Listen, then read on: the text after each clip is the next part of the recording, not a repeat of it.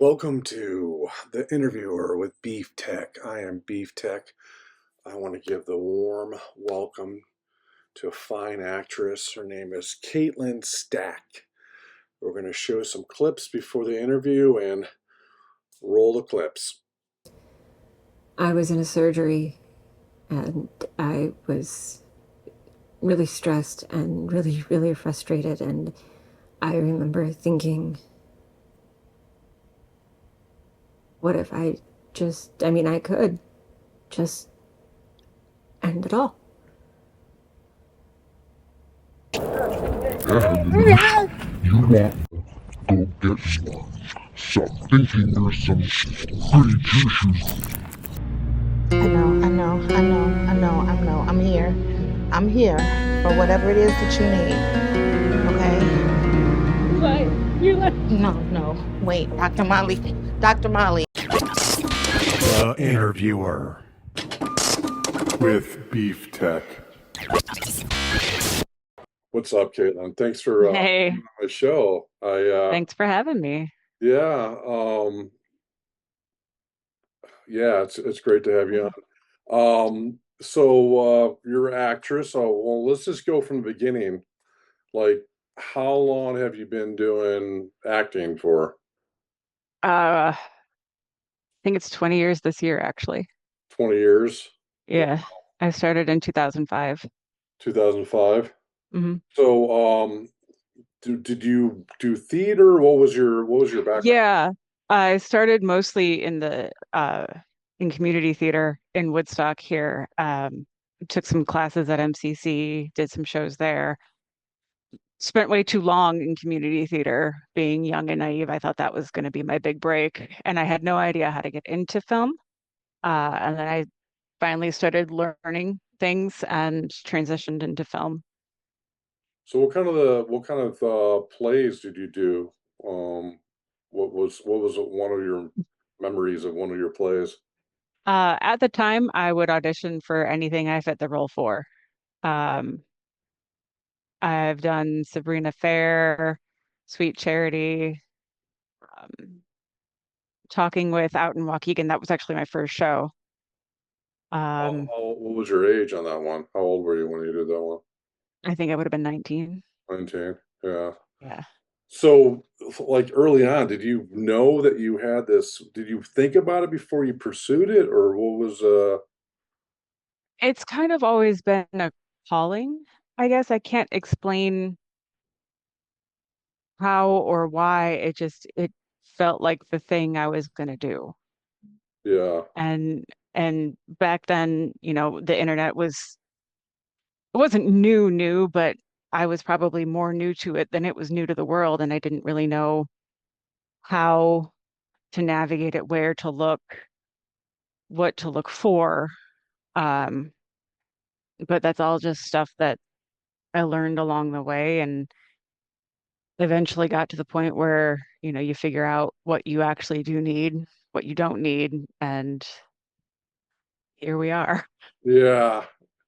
So, did you take classes, or did you just jump right into it? Like, what was your? Did you study it? A little bit, a very little bit. I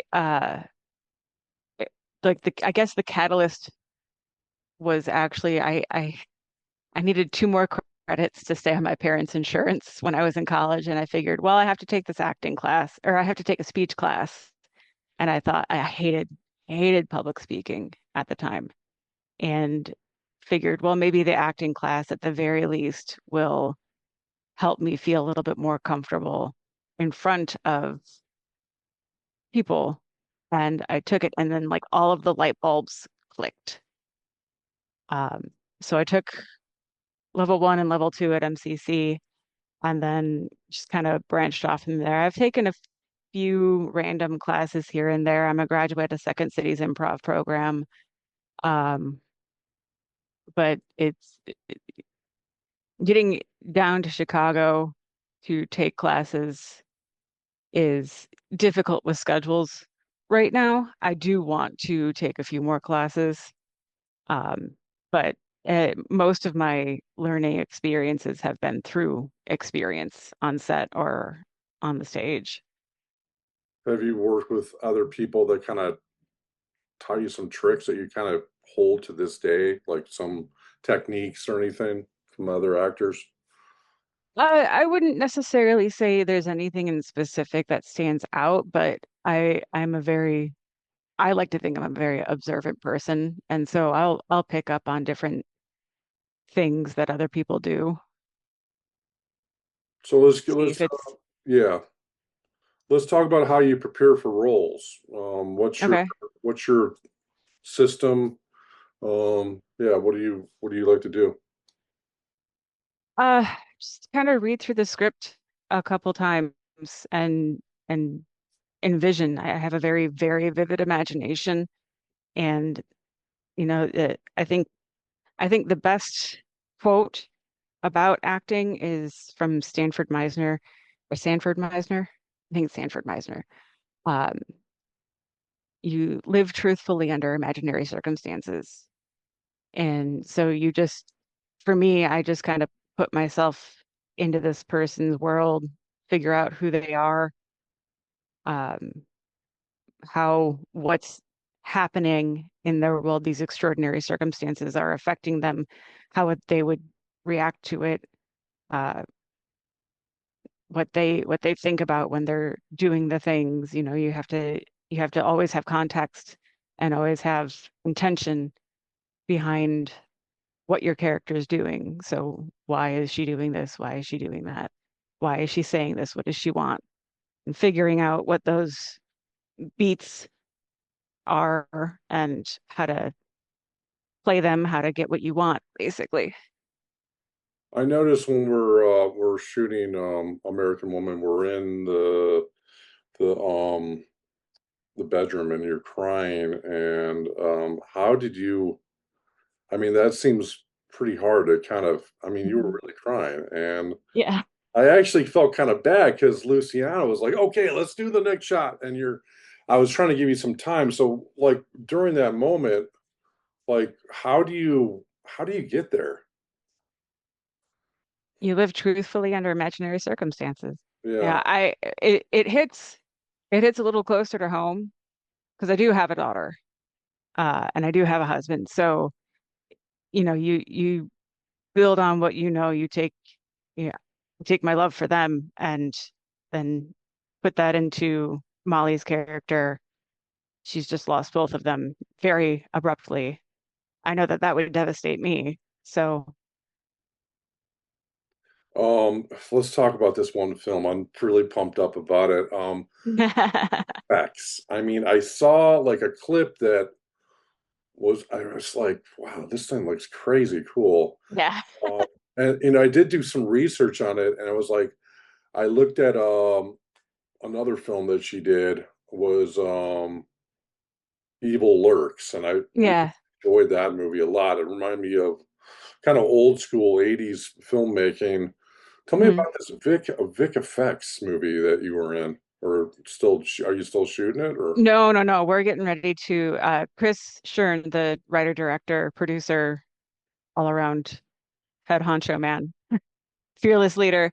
He actually just posted today that we have a trailer coming out on June 13th, which is Friday the 13th. And that is exactly 2 months before our premiere screening, which will be on August 13th. Are you guys in the So theater? yes, I think he's working out details to have it showing in St. Charles. Yes, I'm going. I'm definitely this Vic. I mean, it just looks so.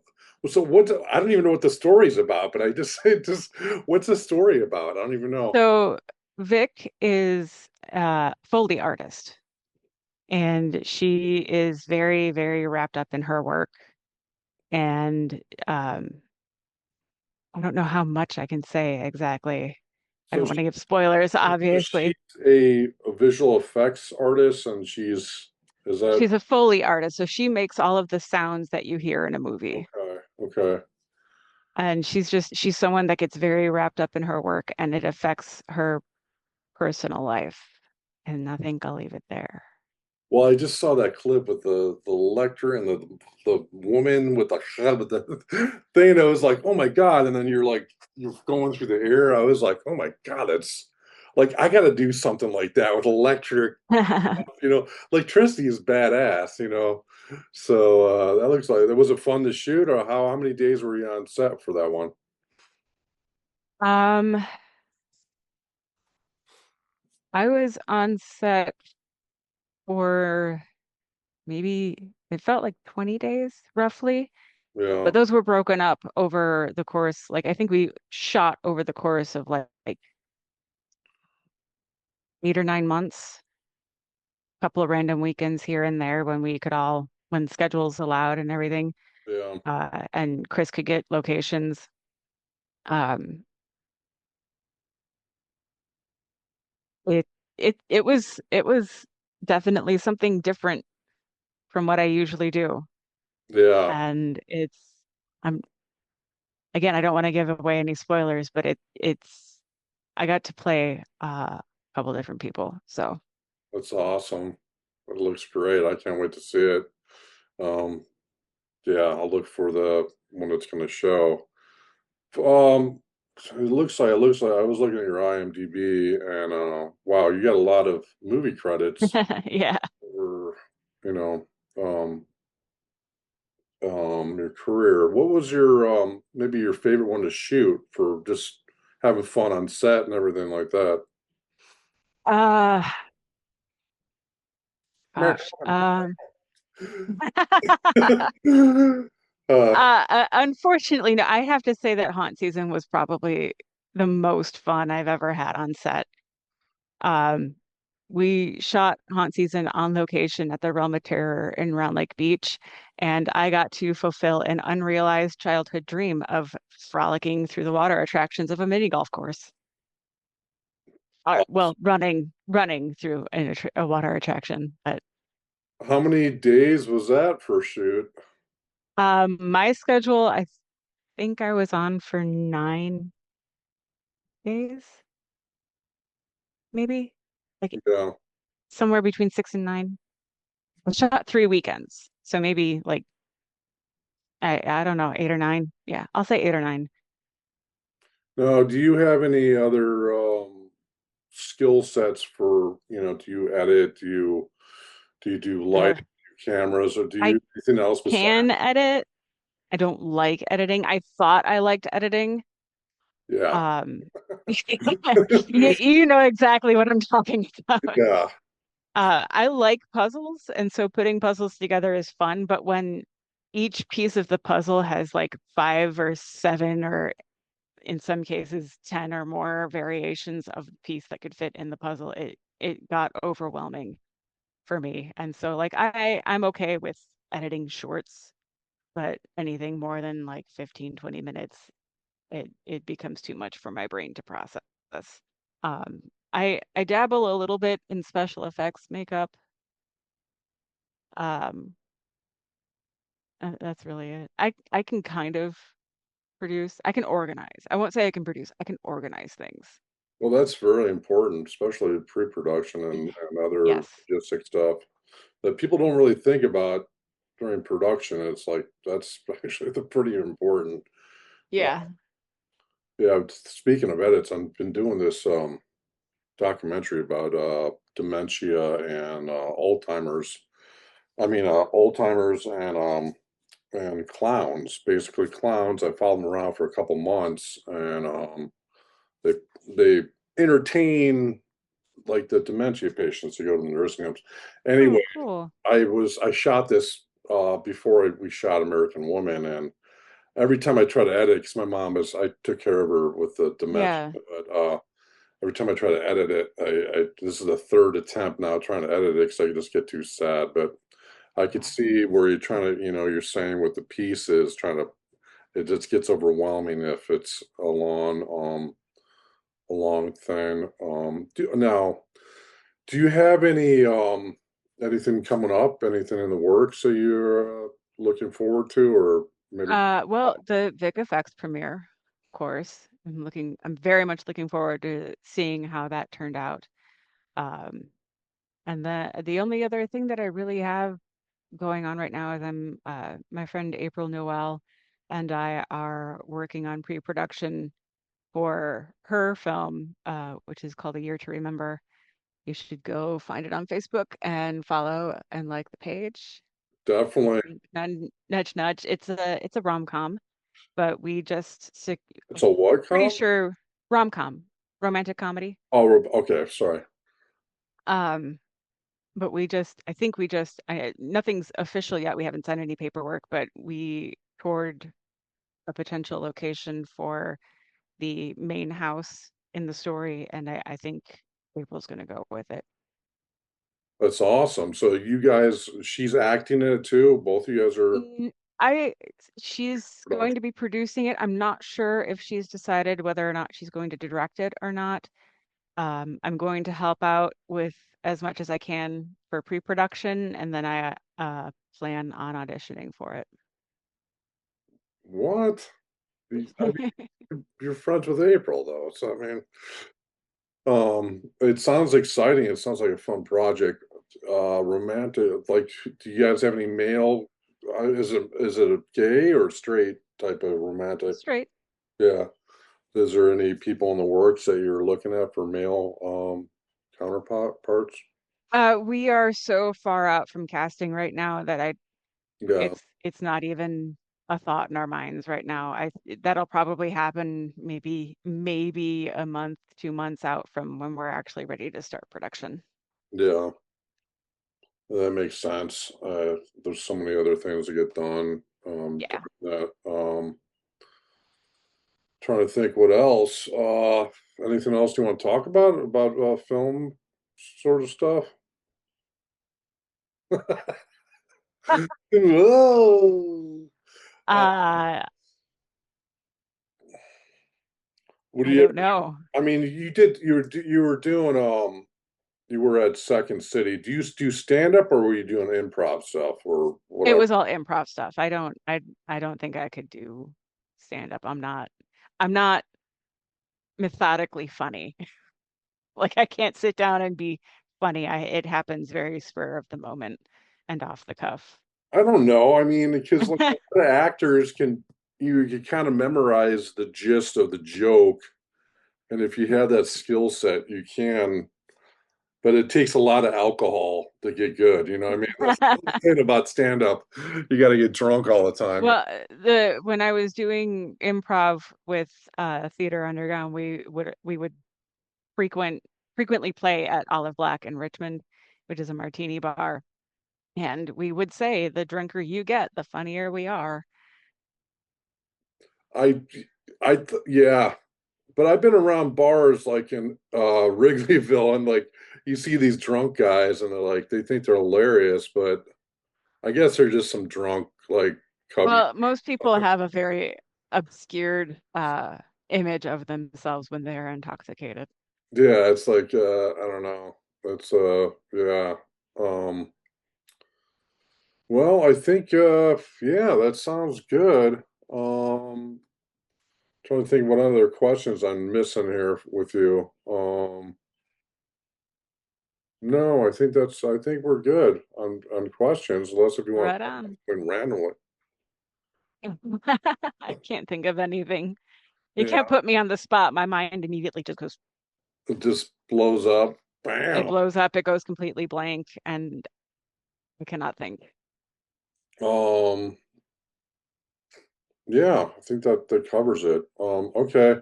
Well, Oh, Kate, I thought of something. okay, right. Yeah. So I've been kind of stalking our IMDb page. Yeah. Okay, first of all, I want to, do you know how many reviews we need to get onto the main page of Amazon? The main well, Like, is there a set number or does it just I happen? can't say it. I'll tell you after we stop recording because Fair. of I had to sign Thanks. a disclosure with the distributor. Gotcha. Oh, those NDAs. Yeah. Uh, but we're not even close. I figured we weren't. Yeah, I mean, and we're not even close. It's really the Amazon reviews. We have to be way Okay. higher. We only got 10 right now, so Yeah. which 10 on Amazon and I think like 15 on IMDb. no, we got Um, 48 on IMDb now. oh, 15 that are written. Yeah, written, but we got That's true. 48. Um, how do you feel about the negative reviews? It's gonna happen. I mean, not everyone's Yeah. gonna like the film, and I was having actually a difficult time editing it. That's why I did the screenings because I needed some help Yeah. try to get the glitches out. And it's still there's a lot of things that weren't shot that needed to be shot to make the story better. But I Mhm. just had that and I had to work with it and I wanted to get it out and I just wanted to put it out. It's gonna happen. I mean, Yeah. not everyone's gonna like the movie, but I had some randos message me, like people I don't know, and they liked it. Oh, And that's cool. I had someone like write a review like on a different web page. I posted it. So we've been you know hanging in I there. I think it's I think it's interesting. One in particular, um, it's it's almost laughable. What do they say? I don't even know. Uh, well, they compared us to like big pictures, like Hollywood productions, and it's like, yeah, no, we're not going to be this giant production because it's an indie film. We work primarily on shoestring budgets, and we have to get super crafty. But like, I don't think that Well, everyone's a critic. Obviously, everyone's going to be a critic. that's the thing about when you do a movie and people don't really have a compare. They don't know the difference between $100 million movie and Yeah, $2,000 movie. They don't really get right. it, and we're in that field. Whatever movie you do, you're actually in all the movies that are released, even the big ones. You Mhm. know what I mean? So people are going to compare you to these hundred unnecessarily $100 million movie is not going to be that good too. It could suck. Yeah. So I mean, it's kind of like rolling the dice. So Mhm. I mean, yeah, it is kind of funny that there's some indie fans. I see what you're saying though, that there's people that understand the indie kind of industry Mhm. and they're working in it a little bit or whatever, and they give you a little more slack.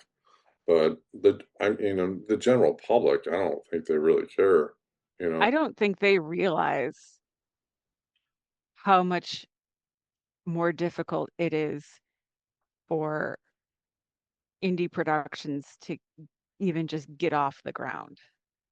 So for every indie production that makes it to distribution that gets out there, I think is a massive win for that production and everyone involved with it because it I mean a lot of them wind up on the cutting room floor and they never see the light of day.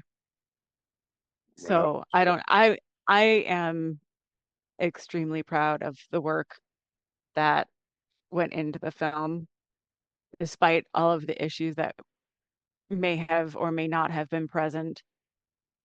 It's a testament to everyone involved, and you especially considering you took on the editing process as well. Um, well, I just everyone, that we have it out. yeah, everyone put in their really best effort, especially the distributor they're picky. This distributor, you Hmm. can't, I mean, they don't. One of the things they have to have good actors. Say that right on any interview they do. And I think that you really you held down the movie. Some other people weren't acting as good as you were, and you held down the movie. And um, we shot it like kind of like a documentary, and that's kind of like my background is documentary stuff. So Hmm. we kind of shot it more like a documentary. So it made a little shooting a little easier. But I mean, yeah, it was quite a ride just doing the editing. I mean, I was yeah. So, but yeah. So, okay, well, yeah. Um, well, thanks for being on the show. Thank you for having me. I'm gonna click you off here, but I'm gonna show some of your stuff, and Well, thanks a lot, Caitlin. I'm going to click off Yeah. and stay on for a second. Okie dokie. All right. The Interviewer with Beef Tech.